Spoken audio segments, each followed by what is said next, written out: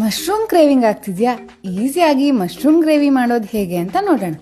Mushroom, onion, tomato ಎಲ್ಲ ಹೆಚ್ಚಿಟ್ಕೊಂಡು ಒಂದು ಪ್ಯಾನ್ಲಿ ಚಕ್ಕೆ, ಲವಂಗ, ಮೊಗ್ಗು, ಸೋಂಪು, ಕ್ಯಾಶ್ಯೂ, ಶುಂಠಿ, ಬೆಳ್ಳುಳ್ಳಿ ಎಲ್ಲ ಹಾಕ್ಕೊಂಡು ಆಯಿಲ್ ಜೊತೆ ಹೆಚ್ಚಿರೋ ಟೊಮ್ಯಾಟೊ, ಆನಿಯನ್ ಹಾಕ್ಕೊಂಡು ಫ್ರೈ ಮಾಡ್ಕೋಬೇಕು. ಫ್ರೈ ಆದಮೇಲೆ ಇದನ್ನೆಲ್ಲ ಗ್ರೈಂಡ್ ಮಾಡ್ಕೋಬೇಕು.